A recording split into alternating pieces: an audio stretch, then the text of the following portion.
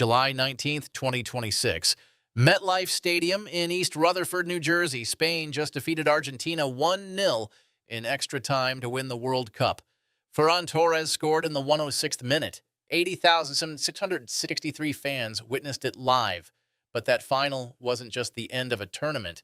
It was the exclamation point on America proving every single critic wrong. Let's rewind to before the first whistle even blew. The international media was skeptical, brutally skeptical. Yahoo Sports documented it perfectly when they wrote, "A skeptical planet turned its wary eyes to the United States, convinced this was going to be a disaster. Empty seats, no passion, unwelcoming communities." That wasn't hyperbole. That was the actual narrative heading into this tournament. Publications across the globe questioned whether America cared enough about soccer to fill stadiums, whether our cities would welcome foreign fans, whether we could create the atmosphere a World Cup demands.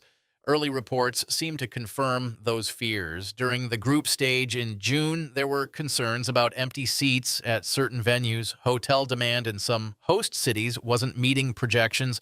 Critics started pointing fingers. The "I told you so" takes were warming up in the bullpen, ready to flood timelines the moment something went wrong. Except it never did. By the time the knockout rounds arrived, something had shifted. Those same stadiums that supposedly couldn't sell out, they were packed. The tournament operated at 99.7% capacity.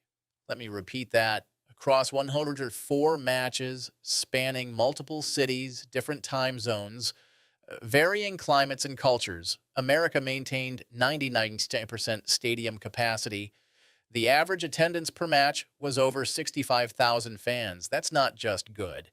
That's historically unprecedented for consistency. Here's the number that matters most. 6,810,966 total fans attended matches during this tournament.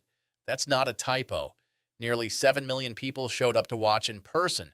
The previous attendance record was set in 1994, also in the United States, at roughly 3.6 million fans. America didn't just break that record, we nearly doubled it. And that's before counting the additional 5.5 million visitors who attended FIFA fan festivals across host cities. But the attendance numbers only tell part of the story. What really flipped the narrative was what happened outside the stadiums. Foreign fans started going viral on social media, not for complaining about America, but for being genuinely shocked by what they experienced here. Videos spread showing international visitors reacting to American supermarkets, blown away by the size and selection. Fans posted about customer service interactions that exceeded their expectations. European supporters documented their surprise at how welcoming American communities were. These weren't coordinated PR moments. These were organic reactions from people who came expecting one thing and found something completely different. They expected cold, corporate efficiency at best, and apathy towards soccer at worst. Instead, they found cities that embraced the tournament, locals who engaged with visiting fans, and an energy that matched or exceeded what they'd experienced at previous World Cups. And then came the media reversal. 2 days after Spain lifted the trophy, Yahoo Sports published a piece with the headline sentiment, "The planet was wrong," not "maybe we misjudged," or "it turned out okay." The planet was wrong. That's a complete 180-degree turn from outlets that spent months questioning whether America could pull this off. Time published praise on July 19th itself, the day of the final, highlighting how America hosted the tournament. These weren't small blogs or hometown newspapers running feel-good stories. These were major international publications with global audiences acknowledging that their pre-tournament skepticism was misplaced. So what actually happened here? How did America go from predicted disaster to record-breaking success in the span of 1 month?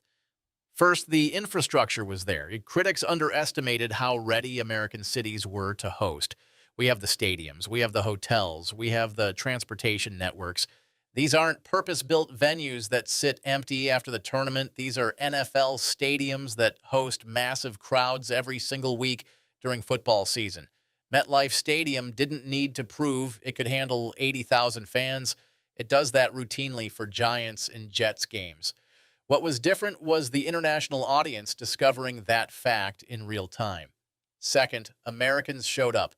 Despite the narrative that we don't care about soccer, despite the claims that we'd rather watch anything else, millions of Americans bought tickets and filled those stadiums. Many were supporting their heritage countries. Many were just sports fans who recognized the significance of the moment.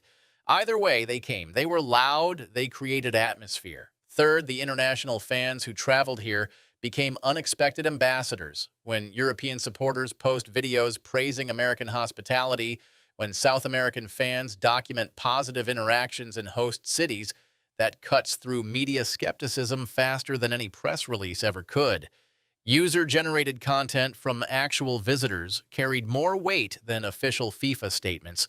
And fourth, the soccer itself delivered. Spain versus Argentina in the final. Extra time drama. A tight 1-0 result decided by a single goal late in extra time. You can't script that. The tournament gave us memorable matches, upsets, storylines, and a final worthy of the occasion. The on-field product justified the hype. But here's what matters beyond this specific tournament. This wasn't just about proving critics wrong for the sake of national pride. This was about demonstrating that major international sporting events can succeed in America when we commit to hosting them properly. The success of this World Cup changes the conversation for future bids, future tournaments, future opportunities to bring global competitions to American soil. It also validated something American sports fans have known for a while. We're not as soccer ignorant as the world thinks. MLS has grown steadily for years. Youth participation in soccer has exploded. Mexican and European league matches draw significant television audiences here. The infrastructure of soccer fandom in America is deeper and wider than international media acknowledged. This World Cup simply put that reality on display for the world to see. The attendance records will stand in the history books. The 6.8 million fans, the 99.7% capacity, those are objective, measurable achievements. But the real victory was changing the perception. It was watching international publications reverse course from skepticism to praise within weeks. It was seeing foreign fans post about falling in love with American cities. Spain won the trophy on July 19th. But in a very different sense, America won something too. We won the argument, we proved the doubters wrong, and we did it by nearly 7 million fans at a time.